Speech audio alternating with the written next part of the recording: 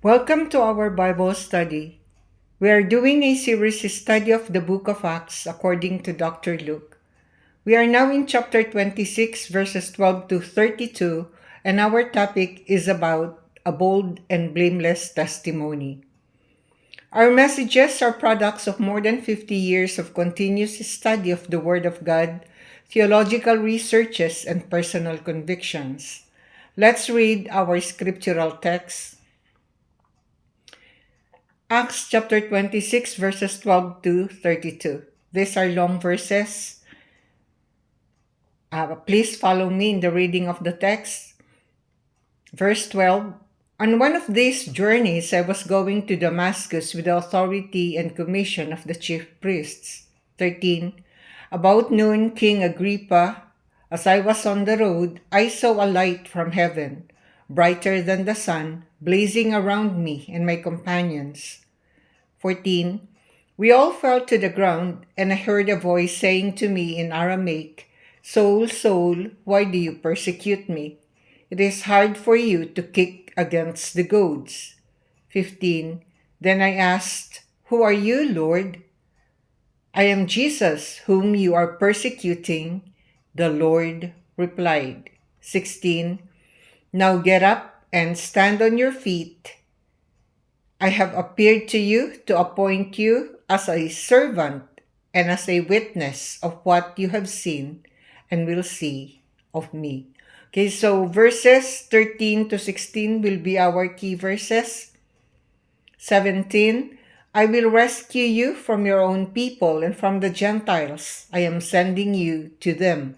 18, to open their eyes and turn them from the darkness to light and from the power of Satan to God, so that they may receive forgiveness of sins and a place among those who are sanctified by faith in me. 19.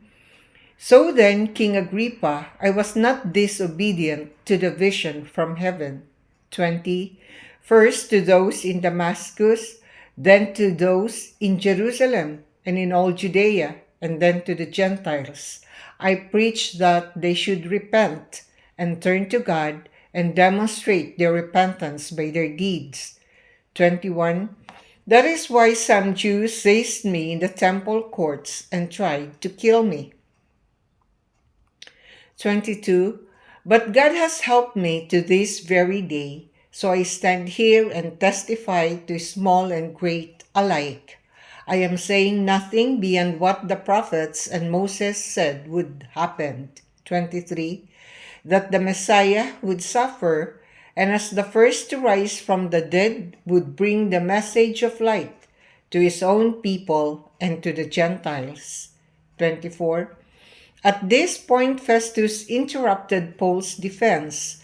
You are out of your mind, Paul, he shouted. Your great learning is driving you insane. 25.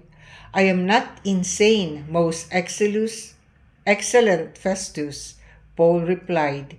What I am saying is true and reasonable. 26. The king is familiar with these things, and I can speak freely to him. I am convinced that none of this has escaped his notice because it was not done in a corner. 27. King Agrippa, do you believe the prophets? I know you do. 28. Then Agrippa said to Paul, Do you think that in such a short time you can persuade me to be a Christian? 29. Paul replied, Short time or long, I pray to God that not only you, but all who are listening to me today may become what I am, except for these chains. 30. The king rose, and with him the governor and Bernice and those sitting with them. 31. After they left the room, they began saying to one another, This man is not doing anything that deserves death or imprisonment. 32. Agrippa said to Festus, This man could have been set free if he had not appealed to Caesar. Let us pray. Father, thank you so much for this beautiful new day, a time to worship you, to listen to your word, to know more about you. Thank you for the life that we have, for the time that you still give us, so that we may experience the beautiful, the abundant life that you promise to each of us who believe in you.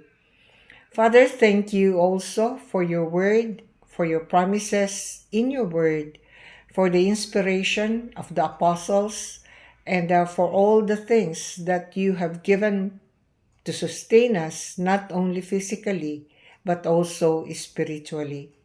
Help us as we study your words. May we find wisdom that we can use in our daily life. In the mighty name of Jesus, we pray all of these things. Amen. Let us have a summary of the very long verses which we have read. The context here is the Apostle Paul is addressing King Agrippa, recounting his personal conversion and mission as a Christian. The Apostle Paul describes his journey to Damascus, where he intended to persecute Christians. On the road, he was struck by a bright light from heaven and heard the voice of Jesus asking, "Saul, Saul, why do you persecute me?" Jesus commands Paul to become a servant and witness to what he has seen, and sends him to preach to the Gentiles, to open their eyes and turn them from darkness to light. The Apostle Paul tells King Agrippa that he obeyed the divine vision and began preaching repentance and faith in Jesus throughout the region. His message incited opposition from Jewish leaders, leading to his arrest. He explains that his teaching aligned with what the prophets and Moses said would happen, that the Messiah would suffer and rise from the dead. Festus interrupts, accusing Paul of being insane, but Paul responds with calm rationality. The Apostle Paul directly asks King Agrippa if he believes the prophet, suggesting Agrippa understands his point.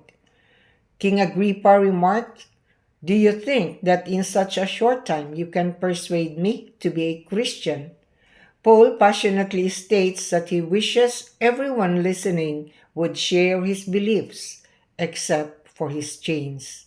Those were in verses 28 and 29. The chapter ends with King Agrippa and the others agreeing Paul hasn't done anything worthy of death or imprisonment, and he could have been freed if he had not appealed to Caesar. It's a powerful moment where the Apostle Paul boldly shares his faith and challenges those in power with humility and conviction. Okay, let us look at the passage and learn from the messages which were imparted to us. Okay, in this passage, Paul stands before King Agrippa and boldly recounts his dramatic conversion and his unwavering mission to proclaim the gospel. It is more than a courtroom defense, it is a passionate appeal to both reason and faith. In verses 12 to 18, we have the Apostle Paul's encounter with Jesus Christ. He began his testimony by recounting his journey to Damascus, driven by zeal to persecute Christians. But what began as a mission of suppression turns into a divine appointment.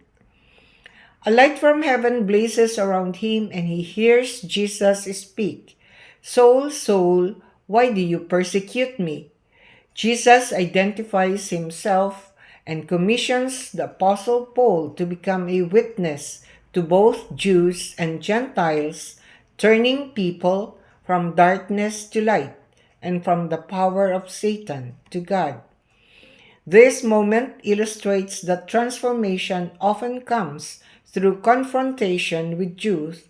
The Apostle Paul's change was not gradual, it was radical and immediate. In verses 19 to 23, we saw Paul's obedience and proclamation of the gospel.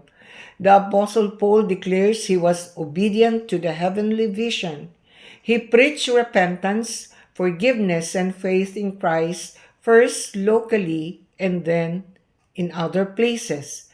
Though his message provoked resistance, the apostle insists it is nothing more than the fulfillment of what the prophets foretold, the suffering and resurrection of the Messiah.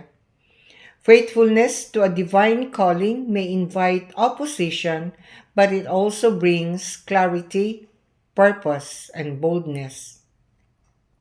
In verses 24 to 32, we have the response of the governor Festus and King Agrippa. Festus reacts sharply, accusing Paul of being insane due to his great learning. Yet Paul responds with a calm logic, affirming that his message is grounded in reason and public knowledge. He turns to King Agrippa, asking if he believes the prophets, a masterful rhetorical move that shifts the conversation from defense to invitation. King Agrippa digests the question, saying, "Do you think that in such a short time you can persuade me to be a Christian?" Paul's response to this question is heartfelt. "I wish that all who are listening to me today were as I am, except for these chains."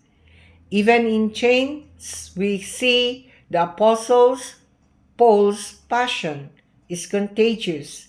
He values spiritual freedom far more than physical liberty.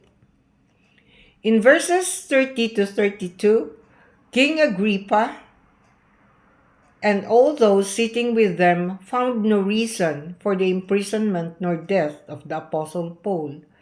King Agrippa told Festus in verse 32 that he could be set free if he had not appealed to Caesar.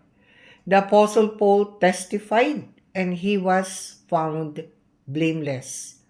How about you?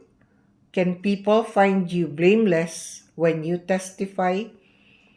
It has been clarified that his arrest, imprisonment, and persecution was all because of his decision to follow Jesus Christ, who called him to preach and teach the gospel both to the Jews and to the Gentiles.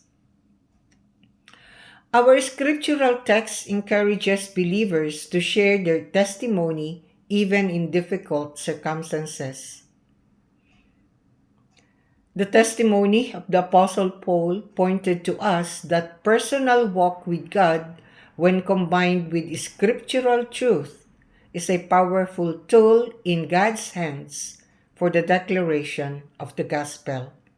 In our narrative, the Apostle Paul demonstrated courage, clarity, and compassion in the face of unjust trial, prejudice, and unbelief.